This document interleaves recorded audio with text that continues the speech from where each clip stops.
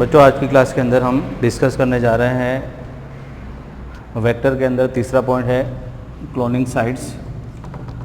इससे पहले हमने दो पॉइंट डिस्कस किए थे, origin of replication override site और दूसरा होता है सेलेक्टेबल मार्कर्स। तो कोई भी वेक्टर होता है जिसमें नॉर्मली हम या तो बैक्टीरियोफेज या प्लाज्मिड यूज़ करते हैं। प्लाज्मिड के अंदर PBr 322, तो उसके अंदर क्या पाया जाता है, उसके अंदर एंटीबायोटिक रेजिस्टेंस जीन्स पाई जाती है लाइक एम्पिसिलिन, टेट्रासाइक्लिन। उसके बाद रेस्ट्रिक्शन एंजाइम की उसके ऊपर साइट्स होती है जहाँ पर वो पर्टिकुलर साइट पर कट करते हैं, तो उन साइट को अपन कहते हैं क्लोनिंग साइट कहते हैं, या उसी को हम कहते हैं क्लोनिंग साइट या रेस्ट्रिक्शन साइट, या उसी का एक नाम होता है recognition site. So these are the different names for the cloning site. तो उस पर्टिकुलर साइट पर जहाँ पर हमें फॉरेन डीएनए को इंसर्ट करता है उस साइट को अपन कहते हैं क्लोनिंग साइट या रेस्ट्रिक्शन साइट।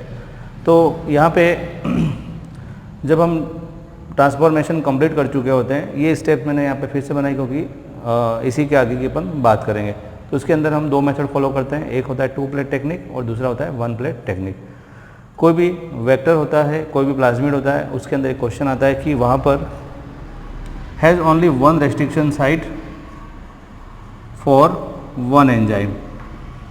जैसे आपने जब PBr 322 का डायग्राम देखा तो वहाँ पर एम्पिसिलिन के ऊपर कुछ साइट थी PST फर्स्ट, PVU फर्स्ट, वैसे ही टेट्रासाइक्लिन पर था बाम H1 साल फर्स्ट।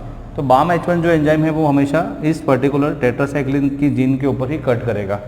अगर मान लो इसकी रेस्ट्रिक्शन साइट को बढ़ा दिया जाए, अगर मान लो एक से ज़्यादा जगह पर अगर वो कट करे प्लाज्मिड को, तो क्या होगा, वहाँ पर उसी प्लाज्मिड के टुकड़े हो जाएंगे and it will be useless process.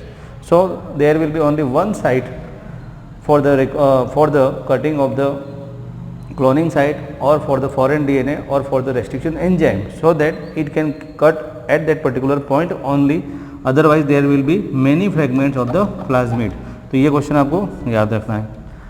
अब प्रोसेस वही है कि यहाँ पे ये प्लाज्मिड लिया आपने जिसके अंदर 2 एंटीबायोटिक रेजिस्टेंट साइट्स हैं, ampicillin resistant and tetracycline resistance. If this resistant site is present with the plasmid, then it will provide resistance toward the ampicillin as well as tetracycline both. अगर दोनों present है तो अगर आप किसी culture medium में ampicillin रखते हो तो भी ये बैक्टीरिया ग्रो करेगा, टेट्रासाइक्लिन रखते हो तो भी ये ग्रो करेगा। तो आप क्या करोगे, सबसे पहले आप प्लाज्मिड लिया, उसके बाद अपना जो डिजायर्ड डीएनए जिसको आप ऐड करना चाहते हो, तो सेम रेस्ट्रिक्शन एंजाइम से आपको कट करना है। अगर बाम H1 यहाँ ले रहे हो तो बाम H1 से इसको भी कट करना है। उसके बाद क्या करोगे, इसके टुकड़े हुए और इसके भी टुकड़े हुए, दोनों को जोड़ना है। जोड़ने के बाद आप क्या देखते हो, अगर ये दोनों, अगर यहाँ पे नया डीएनए नहीं जुड़ता है वही वापस बन जाता है, उसको हम कहते हैं नॉन रिकॉम्बिनेंट। अगर नया डीएनए जुड़ता है उसको हम कहते हैं रिकॉम्बिनेंट डीएनए। रिकॉम्बिनेंट डीएनए के अंदर दोनों डीएनए आ चुके हैं, ये हम पहले डिस्कस कर चुके हैं। उसके बाद हम क्या करते हैं, उसको होस्ट में ट्रांसफ़र करते हैं। तो होस्ट हमारा क्या है यहाँ पे, E coli cell. E coli cell में ट्रांसफ़र करने को हम कहते हैं ट्रांसफॉर्मेशन। तो यहाँ पर ट्रांसफॉर्मेशन हम जब करते हैं तो वहाँ पर ज़रूरी नहीं 100% ट्रांसफॉर्मेशन हो जाए। जब इसको इन दोनों को हम ई कोलाई सेल के साथ में रखते हैं तो हो सकता है यहाँ पर ट्रांसफॉर्मेशन ना हो।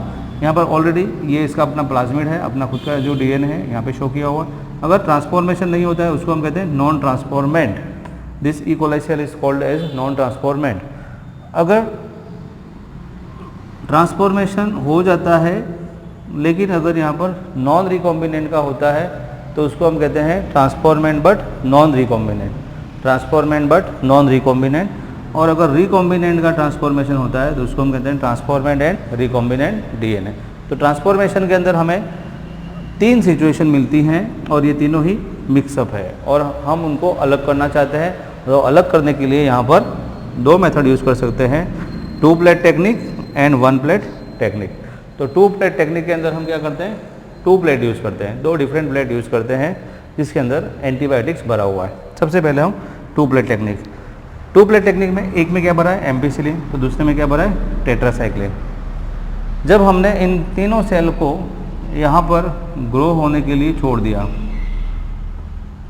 इन तीनों को यहाँ पे ग्रो होने के लिए, मतलब तीनों को डाल दिया एक बार, पूरा मिक्स ही था, तो हम क्या देखते हैं कि इसमें एम्पिसिलिन भरा हुआ है, तो जिसके पास एम्पिसिलिन रेजिस्टेंस जीन्स होगी वो सर्वाइव करेगा। तो यहाँ पर वो तो जीन आई नहीं है, तो यहाँ पे नॉन ट्रांसफॉर्मेंट जो होगा, नॉन ट्रांसफॉर्मेंट वो ग्रो नहीं करेगा।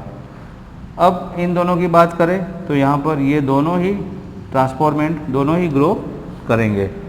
Now we want to separate in between this, एक तो रिकॉम्बिनेंट ट्रांसफॉर्मेंट और नॉन रिकॉम्बिनेंट ट्रांसफॉर्मेंट।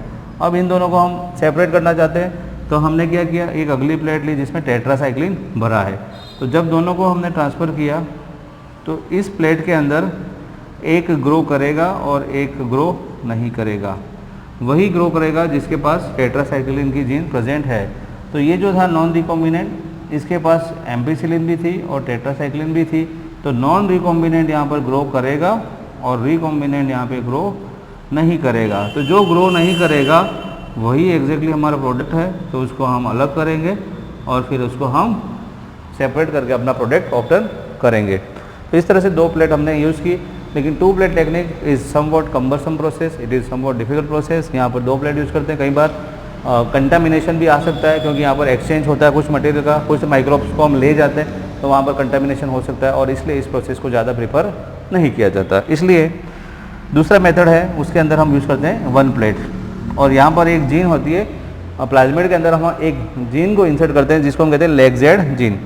ये जीन जो है ये एक एंजाइम बनाता है जिसका नाम है beta galactosidase enzyme, beta galactosidase enzyme. और ये जो एंजाइम है ये यहाँ पर एक सबस्ट्रेट हम यूज़ करते हैं और उस सबस्ट्रेट से ये कलर प्रोड्यूस करता है blue. This enzyme will produce the blue colour. तो इसके अंदर क्या होता है एग्जैक्टली देखो। तो शुरुआत में हम यहाँ पर टेट्रासाइक्लिन रेजिस्टेंस जीन की जगह हम जो प्लाज्मिड ले रहे हैं उसमें ऑलरेडी एक जीन है जिसका नाम है लेग-जेड जीन, लेग-जेड जीन। तो लेग वर्ड मतलब लैक्टोज से, यहाँ पे आगे आप पढ़ोगे मॉलिक्यूलर बायोलॉजी में ये वर्ड आएगा। तो लेग-जेड जीन ऑलरेडी है। तो यहाँ पे क्या हुआ कि एम्पिसिलिन वाला तो हमने कट नहीं किया है, लेग-जेड वाला जीन कट करके मतलब दूसरी जीन लेग-जेड बिठा दी टेट्रासाइक्लिन की जगह पे। तो यहाँ पे आप देखोगे कि जो नॉन रिकॉम्बिनेंट है उसमें एम्पिसिलिन भी है और लेग-जेड जीन भी है, लेकिन जो रिकॉम्बिनेंट बन गया उसमें एम्पिसिलिन है लेकिन यहाँ पर लेग-जेड जीन नहीं है। तो लेग-जेड जीन यहाँ पर रिमूव हो गई। जब हमने फॉरेन डीएनए को इंसर्ट किया तो वो इंसर्ट करने पर वो इनएक्टिव हो गई लेग-जेड जीन। उस प्रोसेस को हम कहते हैं इंसर्शनल इनएक्टिवेशन। अगर आप कोई पर्टिकुलर जीन की जगह दूसरे जीन ऐड करते हो तो ऑलरेडी जो जीन प्रेजेंट थी वो इनएक्टिव हो जाती है। It is called insertional inactivation. When you insert some another gene at a particular site, the already exist gene becomes inactive. It is called insertional inactivation. यहाँ पर इंसर्शनल इनएक्टिवेशन होगा जिससे कि ये हो जाएगा। तो यहाँ पे इंसर्शनल इनएक्टिवेशन कहाँ हुआ, जहाँ पर रिकॉम्बिनेंट डीएनए बना था। अब आगे का प्रोसेस वही है, ई कोलाई में ट्रांसफ़र करेंगे। तो यहाँ पर एम्पिसिलिन जीन, यहाँ पर नॉन ट्रांसफॉर्मेंट एम्पिसिलिन, और यहाँ पर लेग-जेड जीन। यहाँ पर एम्पिसिलिन है लेकिन यहाँ पर लेग-जेड नहीं है, नई जीन फॉरेन डीएनए वहाँ पे बैठा हुआ है। तो दो प्लेट की जगह पर हम जब सिंगल प्लेट यूज़ करेंगे, प्लेट का मतलब यहाँ पर कल्चर मीडियम से है जिसके अंदर आपने न्यूट्रिशन प्रोवाइड किया है और अपना डिजायर्ड एंटीबायोटिक उसमें ऐड किया हुआ है। तो यहाँ पर वन प्लेट ली, उस वन प्लेट के अंदर आपने क्या भरा है, एम्पिसिलिन, और साथ ही आपने यहाँ पर क्रोमोजेनिक सबस्ट्रेट भरा है इस प्लेट के अंदर। तो आप क्या करोगे, वही तीनों को इसके ऊपर आप रिलीज करोगे। प्लेट एक ही है लेकिन यहाँ पर एक ही प्लेट में तीनों पहचान में आ जाएंगे। तो पे एम्पिसिलिन भरा हुआ है, तो यहाँ पे जो नॉन ट्रांसफॉर्मेंट था उसके पास एम्पिसिलिन की जीन नहीं है, इसलिए यहाँ पर नॉन ट्रांसफॉर्मेंट यहाँ पे ग्रो नहीं करेगा। तो ग्रो कौन करेगा, ये दोनों, क्योंकि इन दोनों के पास एम्पिसिलिन जीन है तो ये दोनों ग्रो करेंगे। तो यहाँ पे दोनों ये ग्रो करेंगे, बट लेग-जेड जीन जो है वो सिर्फ एक के पास में ही है। यहाँ पर लेग-जेड जीन जो है वो एक के पास ही है। तो जिसके पास लेग-जेड जीन है जो ट्रांसफॉर्मेंट लेकिन नॉन रिकॉम्बिनेंट है, वो कैसी बनाएगा, ब्लू कलर कॉलोनी बनाएगा, ट्रांसफॉर्मेंट और नॉन रिकॉम्बिनेंट। लेकिन जो रिकॉम्बिनेंट है उसके पास लेग-जेड जीन चली गई है बिकॉज ऑफ इंसर्शनल इनएक्टिवेशन। तो ये यहाँ पर कलरलेस या वाइट कॉलोनी बनाएगा, ट्रांसफॉर्मेंट रिकॉम्बिनेंट। समझ में आया। तो यहाँ पर एक ही प्लेट में हम तीनों को अलग कर पा रहे हैं। तो आपको क्वेश्चन ये आता है कि ब्लू कलर की कॉलोनी कौन बनाता है। ब्लू कलर की कॉलोनी हमेशा नॉन रिकॉम्बिनेंट बनाता है, रिकॉम्बिनेंट नहीं बनाता। रिकॉम्बिनेंट की कॉलोनी कलरलेस या वाइट होती है, जबकि नॉन रिकॉम्बिनेंट की कॉलोनी कैसी होती है, ब्लू। ब्लू क्यों होती है? क्योंकि यहाँ पर ये एंजाइम बीटा गैलेक्टोसाइडेज बनेगा, जो यहाँ पर सबस्ट्रेट, क्रोमोजेनिक सबस्ट्रेट जो भरा है उसको कन्वर्ट कर देगा ये ब्लू कलर के अंदर, इसलिए यहाँ पर ब्लू कलर की कॉलोनी प्रोड्यूस होगी by the non recombinant host के द्वारा। तो इस तरह से हम यहाँ पर कंप्लीट होता है ये प्लाज्मिड की जो प्रॉपर्टी होती है क्लोनिंग साइट तक। तो इस तरह से आपको ये सारी चीज़ें याद रखनी है। So that's all for this particular